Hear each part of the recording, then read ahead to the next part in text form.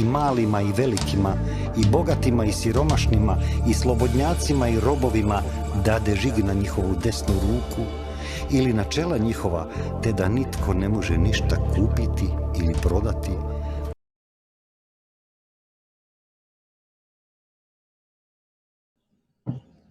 Pozdrav dragi narode, dobrodošli u još jednu epizodu Slobodni. Karcinomi. To je jedna vrlo ozbiljna tema, a o toj temi se sada razgovara po svijetu, međutim čini mi se nedovoljno. Koji su razlozi da sad imamo tako specifične situacije sa karcinomima u svijetu je nešto čemu moramo razgovarati. Zato današnja naša emisija će biti tome posvećena, a ja imam čast predstaviti dva doktora koji će najbolje govoriti o toj temi. Sa mnom je doktorica Ivana Pavic i doktor Chris Flowers. Od sad nadalje idemo na englesko. Hello Chris, welcome to Croatia. Hi, thank you very much for inviting me and giving me the opportunity to talk with you guys. Great. Well, please for our audience, Ivana, say a few words about yourself, about your work, and after that, please, Chris, you also to see that we have here experts for this topic. Hello, dear people. I'm a medical doctor, PhD. I'm working 17 years at the University Department of Pathology as an anatomical pathologist. In last 13 years, I'm a specialist in pathology, more specific gastropathology, liver pathology, and this, oral pathology and so on, but mostly I work with gastrointestinal pathology. Chris, what is your role in the last 3 years concerning what we all experienced? Well, to put into perspective, I was a breast cancer radiologist and had involvement in both diagnosis, treatment, and the follow-up of patients with breast cancer. This is for 40 years. I was also involved in clinical trials throughout my career, basically, both in the United Kingdom, where I worked in the National Health Service, and then later on, I was a professor or associate professor at the University of California, San Francisco, doing breast cancer there. I also worked in the Moffitt Cancer Center in Florida, and also finally was working in research at UCLA. In the past few years, I have been working by leading the medical teams and other volunteers for the War Room Daily Clout volunteers who have been looking into the Pfizer documents and trying to understand what has happened during the pandemic, what the response was from Pfizer's own words, plus the information from the FDA and the CDC.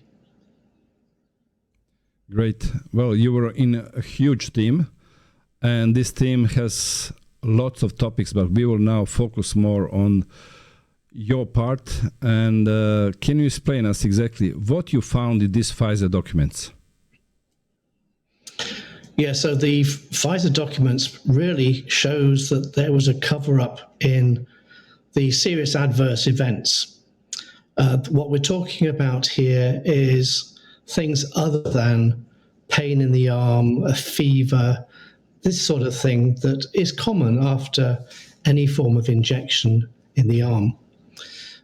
We've found all sorts of events that are quite serious based on the fact that the spike protein, which is developed by the vaccine, seems to last much longer than that spike protein that you get from a COVID infection. And it seems to be that the spike protein is the thing that's causing a lot of trouble. And in particular, today we're going to be discussing things that aren't in the Pfizer documents, partly because cancer normally takes a long time to develop. So, for example, colon cancer, you usually don't develop that in less than 10 years, and you usually are 50 plus years old. now we're beginning to see other things which we will discuss at a much younger age and with multiple tumours, and with the fact that the tumours are actually very difficult to treat. And it's baffling doctors as to why this is happening. But it has happened since the vaccine. So I think this is going to be a very interesting discussion between the pathologist and the imager, the cancer specialist. So this will be fun. Yeah. Okay, Ivana, tell me, what is your experience in the last 2 or 3 years as a pathologist? Well, at the beginning of the pandemic in 2020, I started to look at the deceased patient in my hospital, and then I started to collect what was happening with them, not only with COVID, but all-cause mortality deaths. And then I decide, when I start to hearing rumors that they are going to use mRNA vaccines, that it could happen something that is not good, because there will be a shortage of time to test for genotoxicity and carcinogenicity. And that's why I continued in 2021 to collect all-cause mortality in my hospital. Then I see increased number of diseased patients, and then I used ICD-10, International Classification of Disease, to divide everybody who with main cause of death in subgroups. And then I just started following sepsis for the first, because in 2020, carcinomas, circulatory disease, including myocarditis, myocardial infarcts, thromboembolism, cerebral infarct, and so on. Then in 2021, I saw that we have increased number of sepsis, and in respiratory diseases, and also in COVID. I could not imagine what was it, because there was more COVID than in 2020. So it was maybe shedding that was described all around the world. Nobody told us what was it, because we did not perform any autopsy, not in my hospital. And we started vaccination around December 27th, 2020. So in the next 3 or 4 months, we saw that we have increased numbers of diseased patients in our hospital. Then in 2020, I was expected that we will have almost the same scenario, but we have something different in group of carcinoma, because they are starting rapidly to increase in deceased patients. So my prediction was that we are going to see. It was in the middle of 2022, and my prediction was that we are going to see more carcinomas in next years in live people. So this is something we have to talk about it, because if you start with the main definition of cancer, it is the simplest definition when you can find on NIH is that is the change in DNA. So many of these vaccines that we talk about it, we learned that we have plasmids inside, double-stranded DNA, and lipid nanoparticles. That is, for example, the easiest explanation is Trojan horse. So we can expect that the cell is going to be tricked, and this material is going to be delivered in the nucleus. Okay, let me just add to this. Ivana and I together, we were discussing and trying to send a letter after Kevin McKinnon found there is a plasmid's DNA in virus. and he found in some vials even 1,000 times higher than it should be. Then I sent a letter to HALMED, that's Croatian Agency for Medical Products, and I asked them, is it true, and can we check what is happening? They answered that they fulfill all procedures, they have documents, but what is very important, they said that they are not allowed to check product because they obligated if this product is already research from side of independent laboratory, they don't need, they were not allowed to check in Croatia. And it's strange for me because when you produce anything, you have to go through this procedure to check out what is the quality. Now we have something that they are administered in Croatia 5.3 million doses, and they are forced it, for something that we did not understand why, and they didn't check a single vial in Croatia what it came.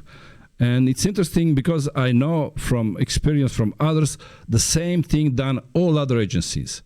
And I also had discussion with Helder Ries, and I know that this agency are not independent at all.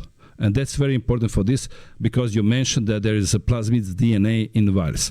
Okay, Dr. Flowers, you also mentioned that there's some experience concerning cancers.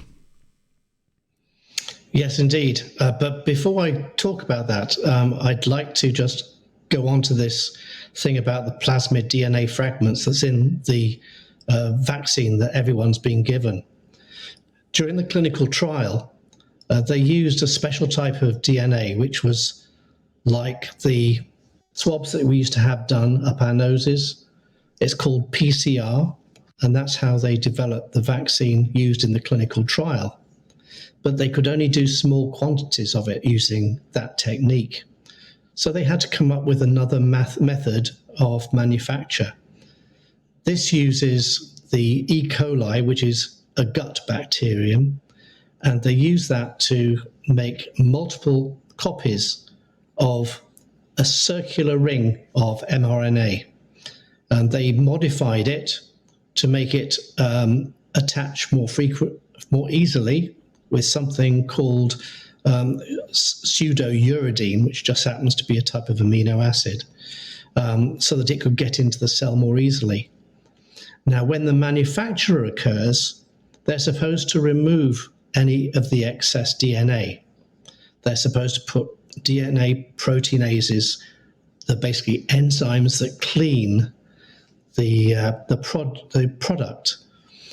And it's nearly a year ago that the European Medicines Agency noted that there were problems with the vaccine. And it's taken over a year now since people are beginning to sequence the vaccine that's present at the end of the vials and confirm the sheer amount of DNA plasmid fragments that are in this vaccine that we are given. That's where you get Dr. McKernan, and then also Dr. Burkholt did a thing about that. He testified in the South Carolina Senate inquiry into COVID, and he's a cancer geneticist, a cancer immunologist, and he is coming from this in a very concerned manner because he's worried that these DNA plasmid fragments could integrate themselves into cellular DNA and therefore cause an increase in cancers. So we can come back to that later. But let me go back to what you asked about. So both in Europe and in the US, we began to notice really around the mid part of 2021 that there was an excess, in other words, lots and lots of additional cases that we hadn't seen before. These are aggressive cancers. That's things that suddenly present from nothing. They present with an advanced cancer, maybe it's spread into other organs, and it occurs in young patients.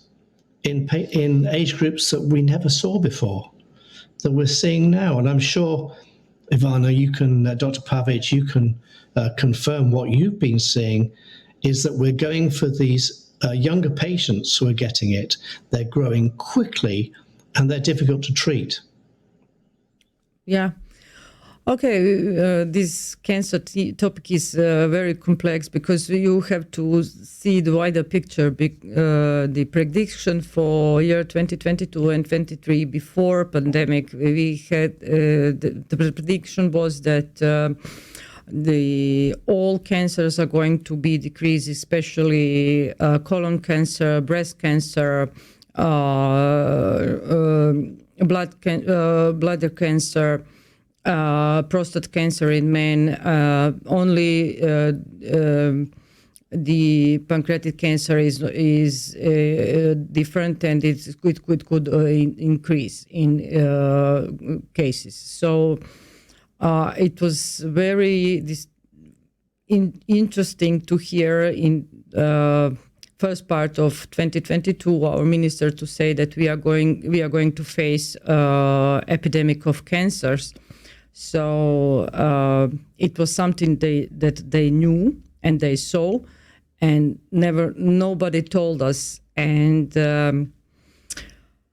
I can just ask first graph from that we just prepared to see how we fight with cancer in Croatia. So please, first picture. Okay. Can you see this first graph, please? Yeah. So these estimations were almost correct because we had the steady decline in that was predicted for colon, breast, prostate, leukemia, stomach cancer in both sexes, bladder cancer in men. And most cancers showed favorable predicted rates, with the exception of pancreatic cancer. And we can see here from 2015 to 2020, this is male-female ratio. So it's about, in Croatia, for example, we have about 24,000 new cases per year in both sexes. And I just asked for another graph to see how we are doing in Croatia with cancer. So maybe it's too small to see, but we can see, for example, only pancreatic cancer that in men and women is going in increase, and in lung cancer it's steady state, so it's okay. But in 2022, I was trying to find all cases, and I will ask graph picture number 3. I think so. This is small mistake. It says 55 age and less carcinomas in female male. All new cases, only carcinomas. So I've excluded cases, skin cancer, melanoma, lymphoma, because I was just searching for cancer. And I've compared, first column is University Hospital Center. It was my place of work, and UHT is University Hospital for Tumors. It's the second part of pathology. In 2022, in a third column, we can see 1,094 new cases. So every patient who had diagnosed cancer before or had any cancer was excluded from this estimation. So then I compared patients who were diagnosed with cancer and had the cutoff was first dose, and patients with no cancer, diagnosed with cancer, with no dose at all. So in Croatia in 2020, we have at least one dose for whole population. 57.6% population was receiving one dose. Median in ages between 18 to 59 is with at least one dose is 61%, and median of percentage share is at least one dose in 15 to 59, 55%.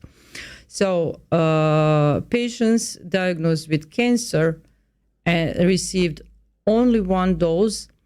Share in new cases is 70%. So these patients are not coming in any of those of groups. So I think this is very strong signal to start discussing about this, but because we should start to discuss this in 2021, not now, because it's almost 2 years past, and it's not too late. It's never too late, but some of them were very young, and some of them are now also diseased. They lost their lives in a few months. As you said, that's really signal. Yeah. That's really very interesting. One of the things that's been found by looking at the data in both the US and Canada is that you get more cancers after, say, the second and third dose. There's an increasing risk of things like that happening. Yeah, same as you can get more infections. Yeah, have you found the same sort of thing? I think, this is something I have to organize, but in my opinion, it's like Russian roulette, because first dose is enough, and it's dependent of strength of the body or your cell immunity, or I don't know, the building material that cell has. And the second and third dose and dose after, it could be just accelerator to more pronounced cancer. Yeah, but we have to explain something. We found there is a paper who explaining there was around 30. It's I think the Danish paper explaining that around 30% was placebo. That means we don't know, but they said. It seems to, and how they calculated because these people who received these batches, we're talking about batches, different batches, they didn't have any side effects. And there's after that, they were talking about different batches, because there is a website saying how bad is my batch. You can find it according to the batches, percentage of side effects, and it's not the same. That means the content of vials is not the same. That's why that can be confused. How many vials, how many doses you need to receive to have effects, and this is important to see. And there is a page, you go there and you can see how bad is your batch if you're seeing this vaccine. Yeah, I want let's explain why. Let's explain why that occurs, shall we? And that's how the vaccine is developed. The mRNA is no good on its own. It needs to be wrapped in a protective bubble. The bubble is made up of lipids, that means fats, and it's a bit mixture of both ordinary fat and polyethylene glycol, which is antifreeze. But that encases the mRNA, the modified RNA, and that then goes into the body. Now, the thing is, it is difficult to manufacture with quality similar sized lipid nanoparticles. And some of those lipid nanoparticles may not contain mRNA. Also, in transit or just before the vaccine is given, some of those lipid nanoparticles can break into pieces and then not have any mRNA. So you could imagine some people might be getting a lot of a high dose of mRNA, and some may be getting a low dose of mRNA. So that could also account for why some people have no side effects, and yet others have very severe side effects. Yes, there was a hearing in Australia. In Australia, people from Pfizer were answered the questions, and when they asked them, did you receive the same virus as everybody else? They said no. They have different batches for their workers, exactly for themselves. They admitted that these doses are different than from others what they received. Yeah, they missed one question. Did they test these vaccines before they jabbed them? Well, The quality, the quality. This is the only way to test them before. but for sure, what is important, they use it a different kind. That means, as Dr. Flowers says, that they know that all viruses are not the same, for sure. Also, they know that they cannot produce it. I know they know for sure they cannot make a same series of production because they confirm it. That means they are aware of it, but they never said it. We didn't have any informed consent concerning that. But anyhow, let's see what is now happening in Croatia and also what you experience, Dr. Flowers, in your work. Croatia? Ivana? Chris, go on. Okay, Chris, you first. Okay, fine. Well, the data that we have is that it's after the second or the third dose of vaccine where we get what's known as turbo cancers. Turbo cancers has really been a made-up term, popularized by social media, but it applies specifically to these anecdotal cases of aggressive cancers which arise in vaccinated individuals, and they're all young. As you mentioned in your data from Croatia, they were under 55. And cancer in those sort of age groups is much rarer, and we never used to see lots and lots of cancers. The big problem we've found is the hematological cancers occur very, very frequently. That's lymphomas and leukemias.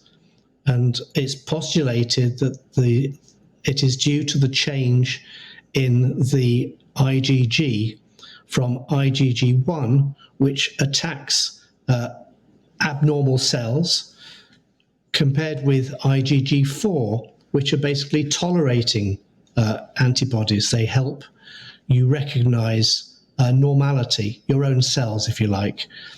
And one of the problems with the way the vaccines are being given is the more vaccines you have, the more there is a change from IgG1, which are the protective, destructive antibodies that kill things, we get more of the toleration.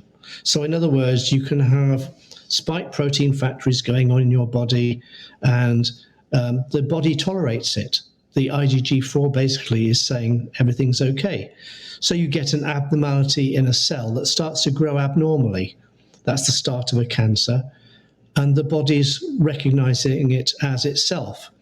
So IgG4 thinks there's nothing to it, whereas normally IgG1 comes along, targets it, and then it gets eaten and destroyed. And that's how most cancers, when they're developing, pre-COVID, pre-vaccination, that's how it used to happen. A lot of small cancers used to get eaten by our own immune system. That's why if you've got a good immune system, you do much better for cancer treatment. So that is our postulate, that it's really probably down to the effects on the immune system, as you mentioned earlier. Yeah. Maybe it's important to tell for our audience that we have immunoglobulin G in 4 subgroups, 1, 2, 3, and 4, and this IgG4 is the share of IgG4 in our blood is only 4%. So if this percentage is increased, for the group from Hungary, they said that it's almost in second and third dose more than 60%, then we are in trouble. The IgG4 is okay, for example, in toleration of allergy, season allergy, and so on. It's okay. But in this situation, prolonged inflammation, can cause the state which is similar to autoimmune disease. And when you count the possibility of incorporation with promoters into our DNA, then we are in a very big trouble, because then cell cannot then cell tolerates, because of IgG tolerates everything, and these promoters can be next to the sequence in our DNA to starting producing pathological protein that by the end this is tumor or carcinoma. This is the problem. So this all long inflammation in our body. They say that this spike protein is going to be, for example, 60 days in lymph nodes, but after that they stop this trial. So we do not know what is going on. They didn't perform any trials in genotoxicity and carcinogenity. So we really do not know, and we are now just collecting data, and we can just expect, we can just calculate from the first dose, second dose, third dose, was it acceleration or was it first dose that was enough? Because of this information Chris gave us, that some lipid nanoparticles broke down, and that's why this is Trojan horse, Russian roulette, whatever. we cannot imagine what is going on. Well, let me imagine that Ivana and Dr. Flowers are Minister of our Health in Croatia, and they have no connection to the pharmaceutical companies. If you see this kind of signals, what you would suggest to your colleagues, exactly to your system, what to do? Me first. Yes, Okay. always lady first.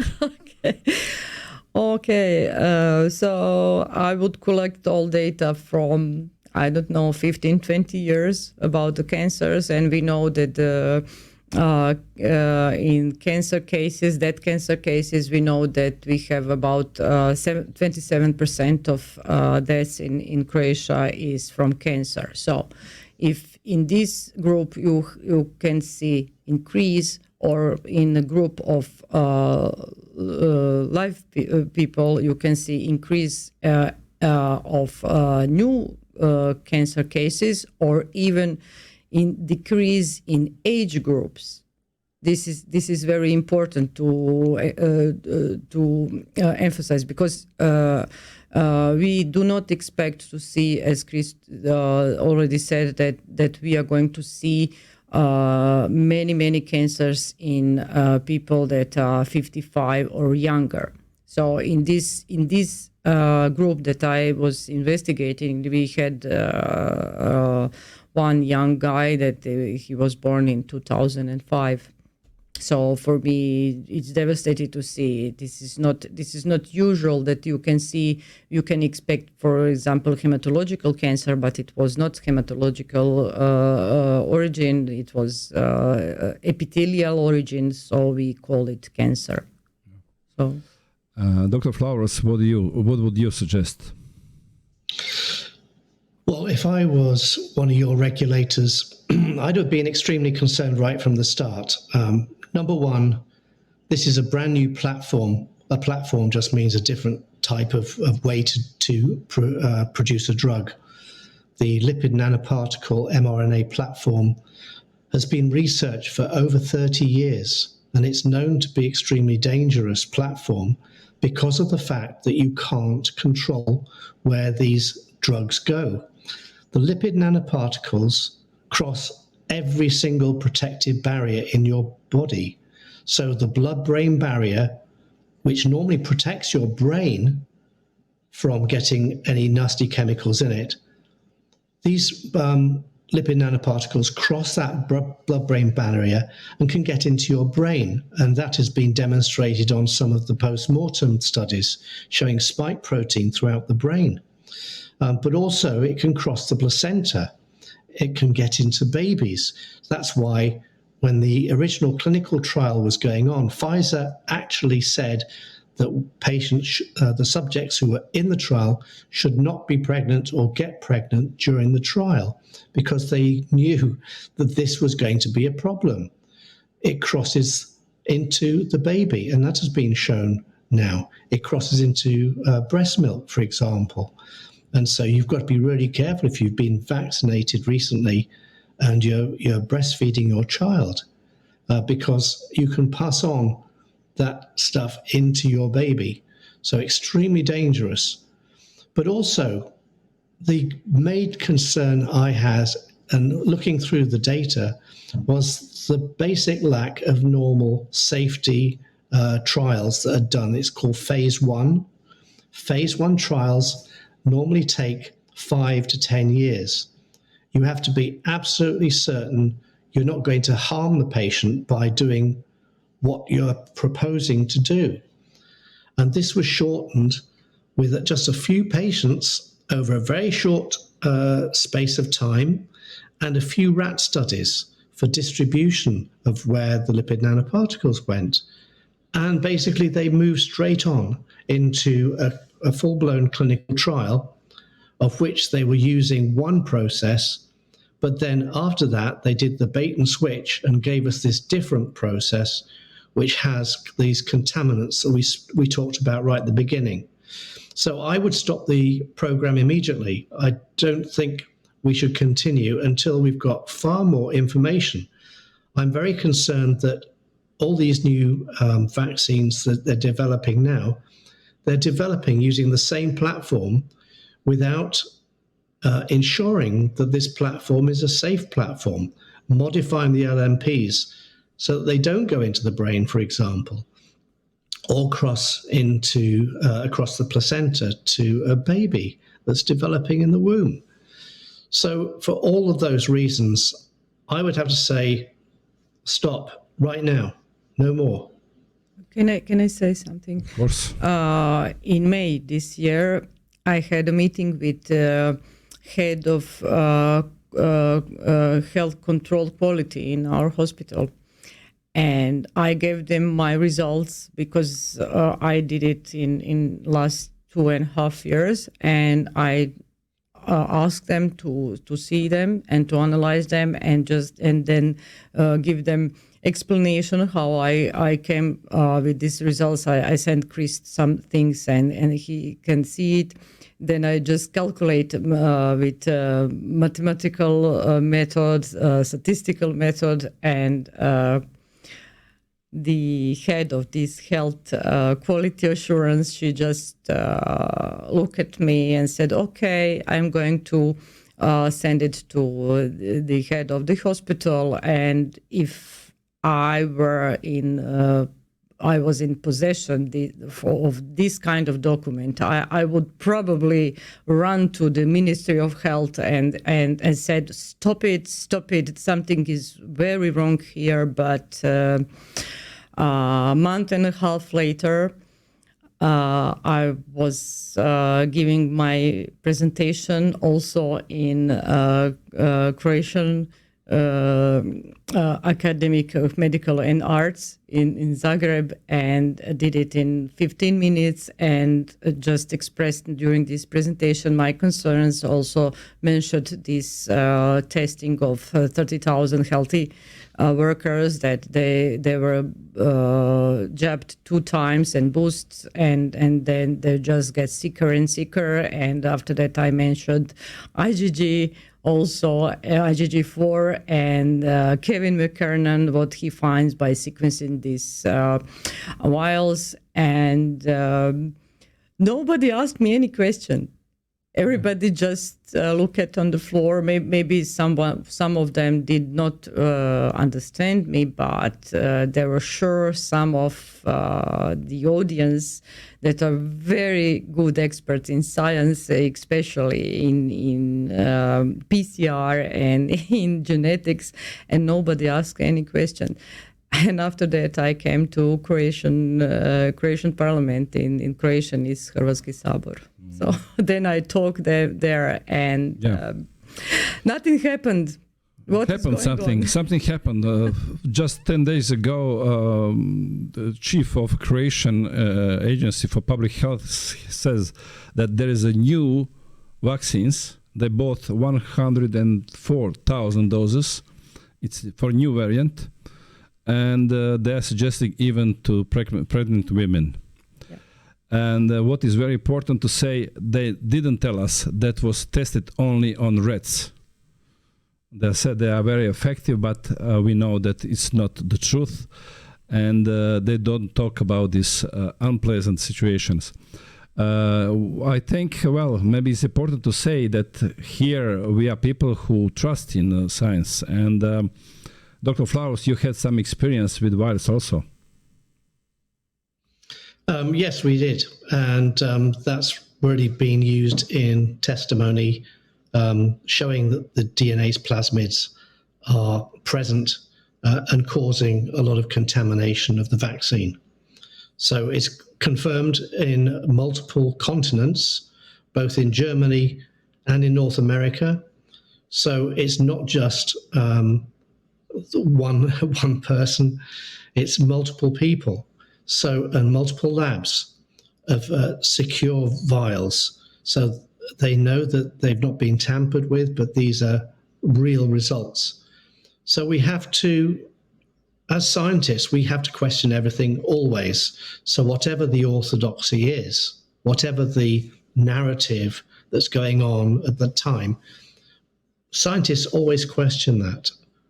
And that's one of the things I've noticed amongst colleagues and other doctors, is that they just seem to take whatever Saint Fauci or the CDC or whatever say about something, and they blindly follow it without even thinking. They just think anyone who thinks differently or questions it should be locked up. I mean, we've had protests now with people standing with signs saying that if we don't if we're not vaccinated, we've got to be locked up. We have to be kept separate from everybody else. You're not allowed to question. Don't question the vaccine. The vaccine is safe and effective. Well, we know it's not safe from the safety signals that we've had. Okay, the safety signals are not causation. That's a legal term. But it is a very serious sign that anyone who's got half a brain will be asking a question. Why is this happening? And what can we do to try and stop this happening? Doctor, sorry for asking, but you also personally thought that it's safe, this vaccine, and you had some different experience. Oh yes, my own experience is that I had the two vaccines right at the beginning, and then because I was traveling between the US and UK to visit family, I took the booster because that was a requirement if I was going to fly. And shortly after the vaccine was given, within 24 hours, I had a serious adverse event with swelling and bleeding, all sorts of strange things going on in my arm. And basically, my primary care doctor just didn't believe me, and it wasn't even reported in the vaccine adverse event reporting system, what's known as VAERS in the US. So you can see that the safety signals that are present in these reporting systems are vastly underreported. For example, the VAERS system in the US, there was a report done by the CDC itself on their own system, and it was called the Lazarus Report, and they showed that only 1% of adverse events were actually captured by VAERS.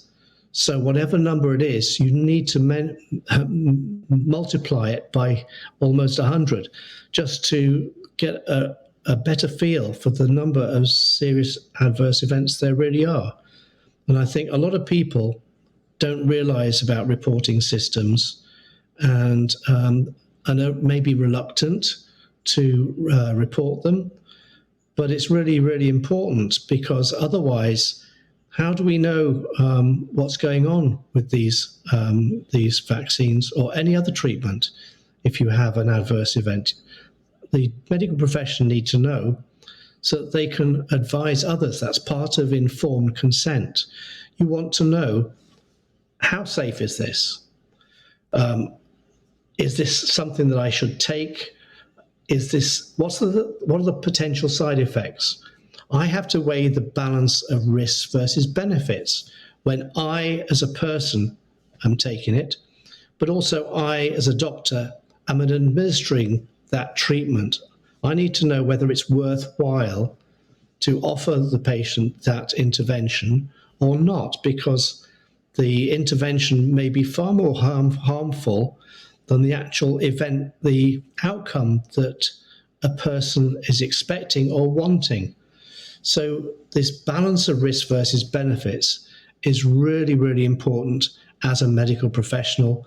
And I think a lot of people have lost sight of that and blindly follow and do whatever they're told to do, partly because otherwise you lose your jobs. And I'm sure you, Andrei, have interviewed many of these doctors who have actually lost their jobs as a result of speaking out against this. Absolutely. And actually kicking back. Yeah. Absolutely. Few of doctors almost lost job in Croatia. When you mention VERS, I just want to mention something. When I'm sending letters to Halmed, always they say that reported adverse events doesn't mean that there are really adverse events from the vaccines. Even when I send them peer-reviewed studies, when they directly showing that it's connection between, of course, these are cases, but they said always the same thing. If it's reported, doesn't mean it is from vaccine. I can say that it doesn't mean it is not from the vaccine, and you are the one who have to check out and tell us the right information. Okay, we can discuss about this a lot, but I suggest to everybody to see. There was a show with Del Bectree. There was a Dr. William Makis. He's from Canada. He's oncologist, and he was talking to Del Bectree, and they were talking about turbo cancers. I remember one word which he said, we never knew word turbo cancers before that. That was something that we made up right now.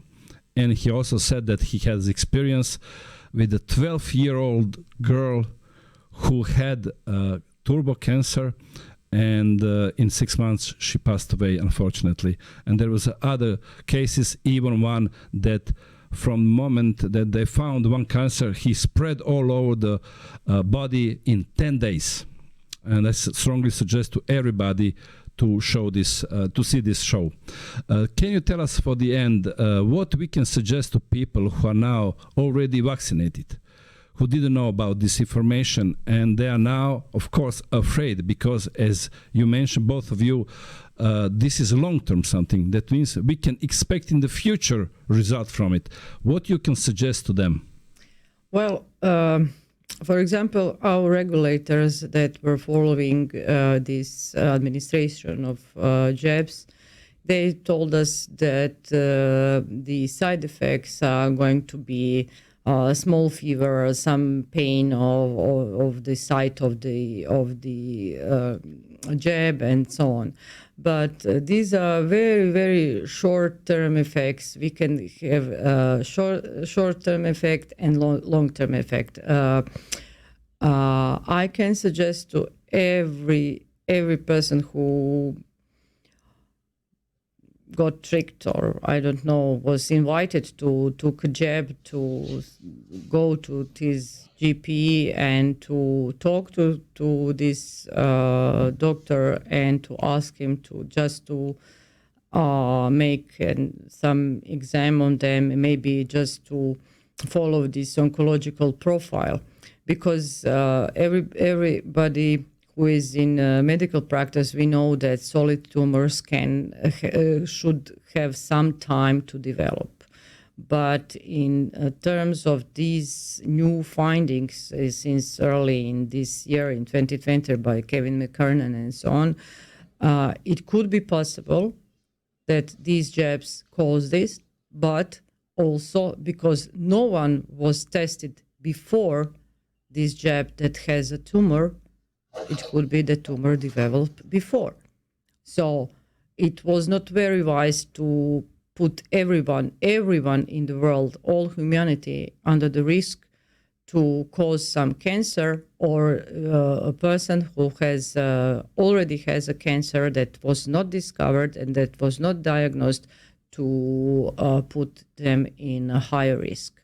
So this is something that one of our biologist said in 2020 that 2021 that he was predicted that we are going to had some tumors, maybe primary multiple tumors, because there are not so many in the past, at least in Croatia. But now this year I was working during the summer. I had 5 in 1 month. I had 5 patients on my table that had multiple primary tumors in 2 different sites, and it was not something usual because I was trying to find the data from the past, and I find, for example, 1.1 female over 100,000 population that is going to have multiple primary tumors. That is not so often. So I was not surprised, because if the spike protein goes in every cell, it can do so much damage and also to change DNA. So, Dr. Flowers, what you can suggest to our viewers?